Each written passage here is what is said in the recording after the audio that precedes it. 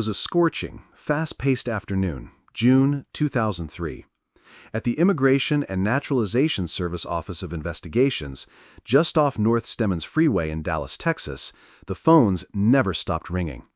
But one call stood out. On the line was Trooper Willis, Texas Department of Public Safety, calling from a nearby Department of Motor Vehicles (DMV) office. He'd encountered an individual attempting to obtain a Texas driver's license, but something didn't add up. His passport revealed the man had overstayed his authorized stay in the United States. He was a foreign national from Israel, and he was in the country unlawfully. Under Texas law at the time, only U.S. citizens or lawful permanent residents could be issued a driver's license. Trooper Willis needed answers, and he needed them fast. Agent Legnum Nodots, a member of a human smuggling squad, was already deep into an important human smuggling case, but he took the call personally. Despite the heavy caseload, Nodots thanked the trooper and asked to speak directly with the applicant. It was a calculated move. He hoped a stern warning would induce the man to self-deporting out of the country. He really had to get back to the human smuggling investigation. Agents often had to prioritize their focus on achieving the most results with mounting responsibilities without corresponding resources. But immigration violations could not be ignored. Trooper Willis handed over the phone. Agent Nodots didn't mince words. "Buddy, you are in direct violation of U.S. immigration law."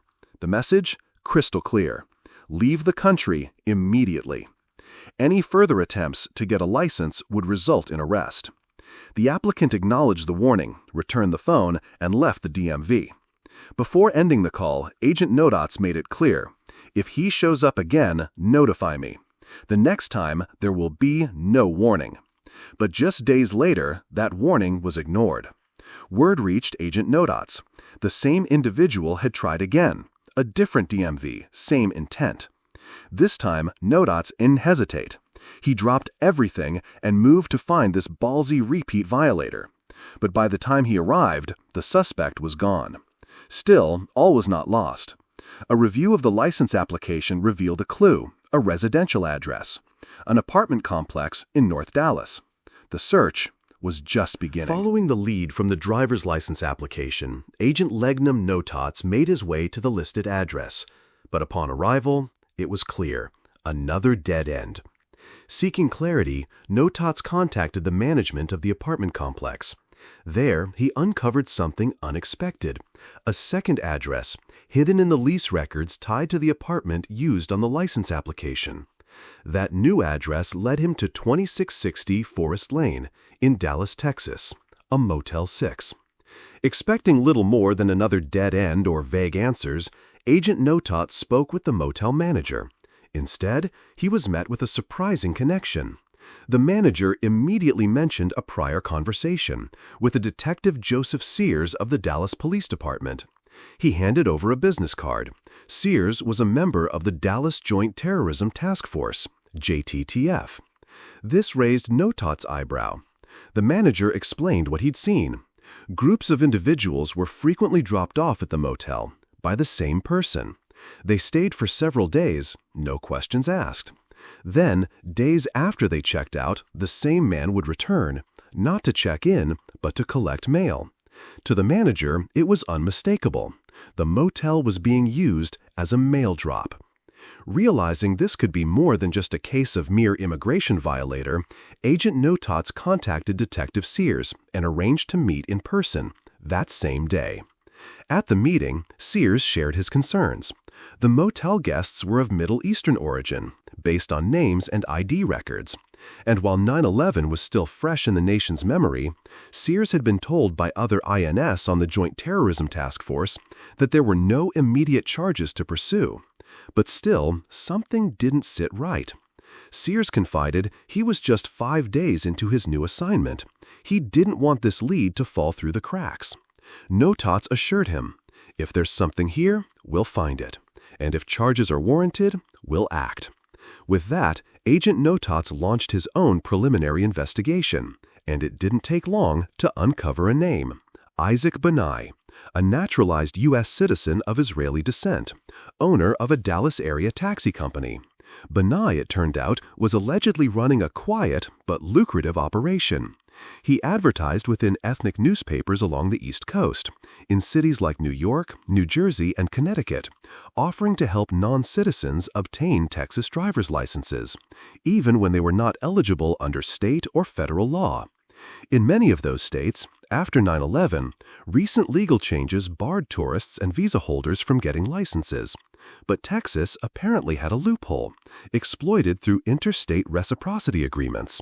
This meant once they had a Texas driver's license, they were free to exchange it at any of those states which originally forbidden them to apply for a license. And Benai had found a way to exploit them, moving people across state lines to take advantage of a system that wasn't keeping up. The next day, Agent Legnum Notats opened a formal case file and placed a call to the Texas Department of Public Safety, commonly known as DPS. He was connected to Lieutenant George Stein, a regional intelligence officer stationed in Garland, Texas. Notats outlined his findings and requested a detailed list of all Texas driver's licenses issued to any of Benai's known addresses, including the motels identified as mail drops. He provided all of the known Benai addresses to Stein. Lieutenant Stein agreed to a face-to-face meeting after getting the information. What DPS revealed stunned even Agent Notats. Nearly 400 driver's licenses had been mailed to addresses directly linked to Isaac Benai, or to the motels he routinely used as mail drops. Each license tied to a real name and a real face. And yet, DPS headquarters had no idea this was happening. According to Lieutenant Stein, their internal systems had failed to flag the unusual volume of licenses sent to the same addresses. In theory, a few duplicate addresses could slip through, but dozens, hundreds, that should have triggered an alert. Another vulnerability uncovered. As Notats began to cross-reference and analyze travel patterns, border entries, visa applications, and nationalities of individuals tied to Benai's network, a disturbing pattern began to emerge. Foreign nationals from Israel, Egypt, Syria, Iraq, and countries across Europe, Asia, and Central America had successfully obtained Texas driver's licenses, many of them while in the U.S. unlawfully. But one trend stood out above the rest: Israeli nationals. Their passports were sterile, often issued days or weeks before entering the United States. Most issued from Israeli embassies from Europe or South America. A passport is sterile when there is no evidence of other additional travel, no other entries, visas, or departures. And nearly all of them shared a common profile: military age, no digital footprint beyond a tourist visa. To Agent Notats, these weren't just immigration anomalies. They were potential counterintelligence concerns. He discreetly consulted a CIA representative embedded with the FBI's local field office. The response was blunt. "This looks like a training op," the agent said. According to the CIA source, foreign intelligence services often created backstopped identities, false but verifiable credentials designed to support undercover operations abroad. They're given a checklist, she explained, and a legitimate U.S. driver's license? That's golden. Notats thought to himself, seems this may have backfired, if true. The U.S. now has a full complement of biometrics belonging to these guys, photos and fingerprints. Undoubtedly, all sorts of alphabet agencies were operating behind the scenes, wondering what were they up to.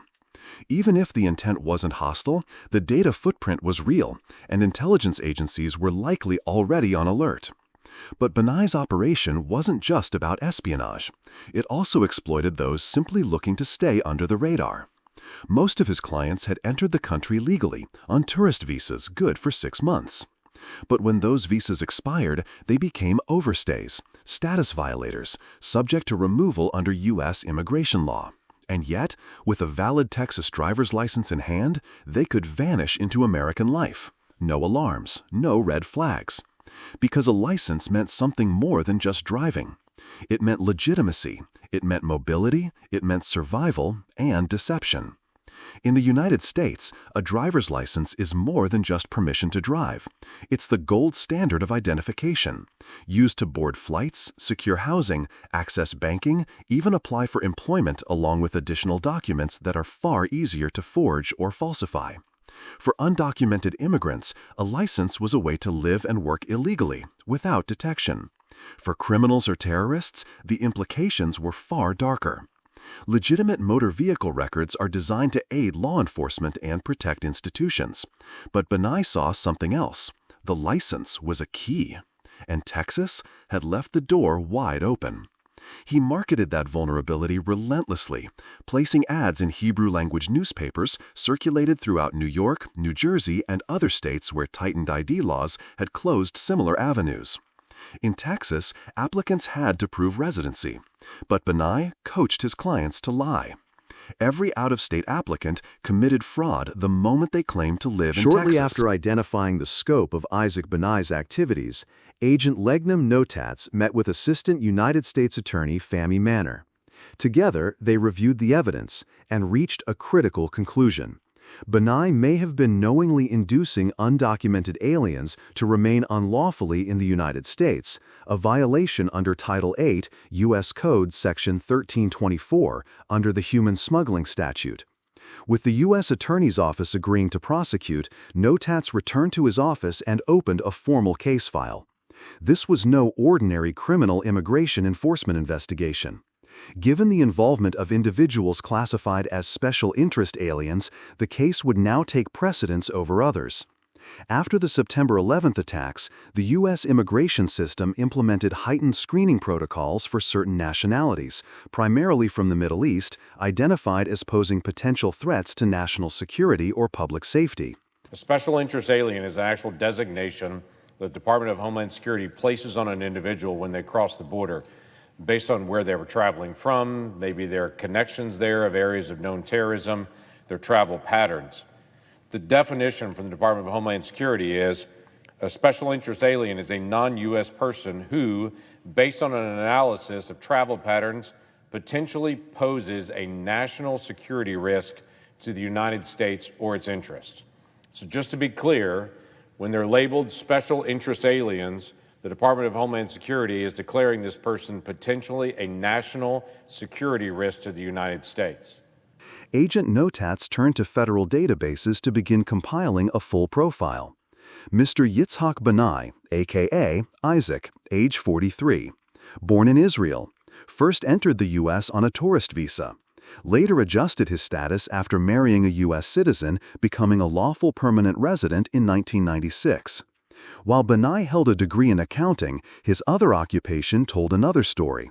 Since 1988, he had operated a small, quiet taxi service in Dallas, Kelly Cab, shuttling passengers between DFW International Airport and surrounding neighborhoods using just 1 or 2 Lincoln Town cars. But that wasn't the only business he ran. An open-source record search revealed something far more concerning. Benai had been placing classified advertisements in a Hebrew-language newspaper published in New York City and distributed nationwide. The message in those ads was unmistakable. Can't get a license where you live? Come to Texas. I can help. Benai had found a vulnerability and was exploiting it. Tougher laws in places like New York and New Jersey had made it impossible for undocumented immigrants to obtain driver's licenses or social security numbers. Tourists were expected to obtain an international driver's license if they intended to drive during their stay in the United States. But Texas had a loophole. Benai was exploiting those gaps, bringing in foreign nationals, many of them unlawfully present, and helping them apply for licenses using temporary addresses, often motels from North Dallas. Some of his clients even went further, modifying their car insurance to reflect more favorable rates because of the false Texas addresses on their driver's licenses, all by effectively exploiting Texas's weaker DMV application process. But Notats knew speculation was not enough. He needed evidence. Who were these people? Were they actually traveling to Texas? How many had already obtained licenses? And what was their immigration status at the time of application? He also needed answers from the state. Why weren't Texas DPS systems flagging these applications? Dozens of licenses mailed to one address? How can they not see that? The next morning, Agent Notats entered a new phase of the investigation.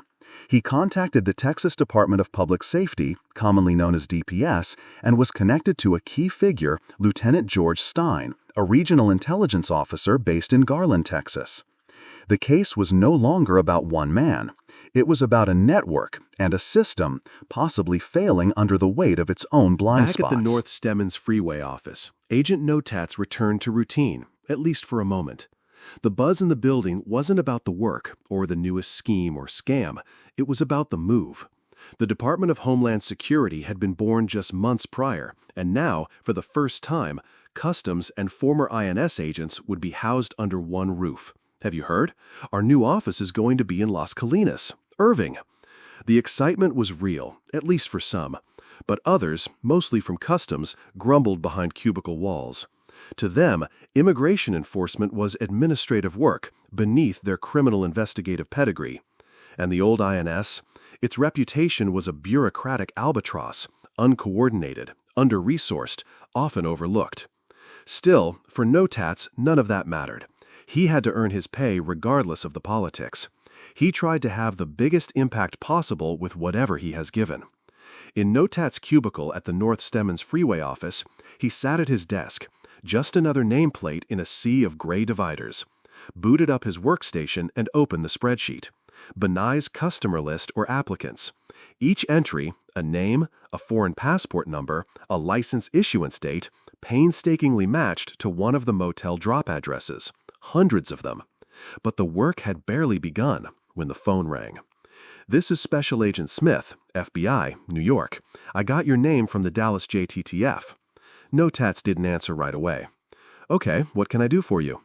"It's my understanding you have an open case regarding some people getting Texas licenses. You mind if I verify with the local FBI?" Years in federal service had taught him, always verify. "Sure, that's fine. I spoke with Agent Rodriguez." Notats hung up the phone, contacted the Dallas FBI office, and confirmed the call. It checked out. He called Agent Smith back. What she told him was unsettling. A used car dealership outside Dallas had raised the alarm. 2 men, Israeli nationals, walked the lot, not to browse, but to measure inside a van, with a tape measurer. It seemed they were going to transport something. It was very odd. People were still on pins and needles from 9/11. Then they paid in cash and also used a credit card and left with the van. FBI New York had been tracking the credit card all the way back to New York when the trail went cold again. The names, Smith confirmed, were tied to Benai's network. FBI tracked them eastward using gas station transactions and credit card pings. But somewhere along the I-95 corridor near New York City, the trail went cold. There was nothing else Notats could offer. But the call left a mark. Why the measurements? Why the van? And why did the names keep showing up in Benai's orbit? To some, it might have seemed like a coincidence. To Agent Notats, it felt like a fuse, already lit. As required by policy, all the names were part of the electronic file, their names flagged to any cross-border movements among other things. Some of the Israelis had crossed into Canada for some reason or another. Good luck getting back into the U.S., Notats thought. Plus, those licenses were also going to be canceled by DPS. Notats recalled how dozens of Israelis were deported from the U.S. in the year 2000 after numerous reports of odd and suspicious activities by art students seemingly targeting multiple federal law enforcement agencies focusing primarily on the Drug Enforcement Administration, DEA. The reports described solicitation attempts at private residences and non-public-facing offices, accompanied by suspicious behavior suggesting the documenting of locations, individuals, and activities.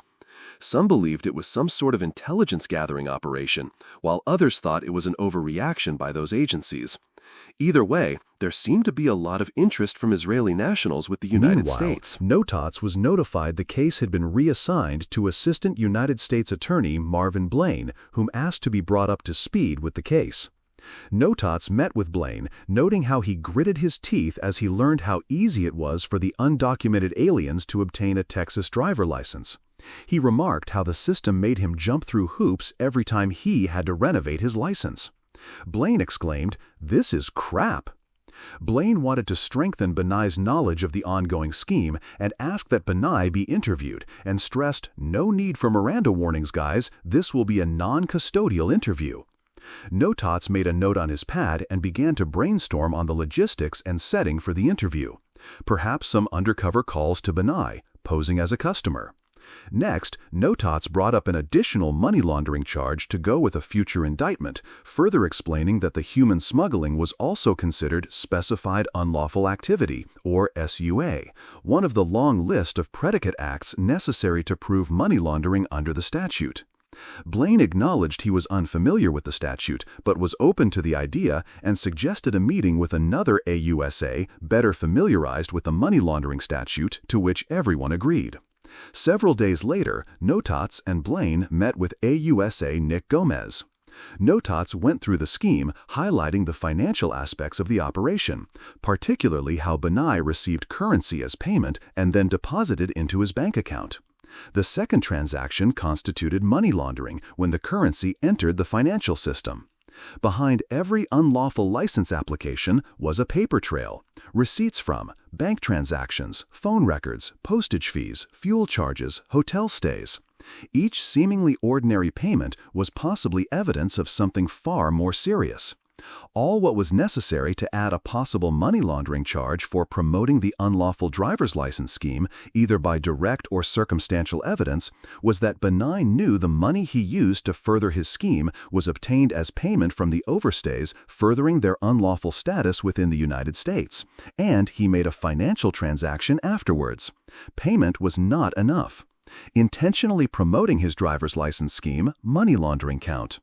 And for investigators, the case was beginning to fit that definition perfectly. At the U.S. Attorney's Office, a financial crimes briefing, Assistant U.S. Attorney Gomez broke it down clearly for Blaine and Notats. That's textbook promotion money laundering, he explained. Every time a hotel bill was paid, every time gas was pumped, every plane ticket purchased, every DMV fee covered, it's money being used to further the scheme. Each transaction, he said, was a step in the inducement and shielding of undocumented aliens, a violation of federal human smuggling statutes.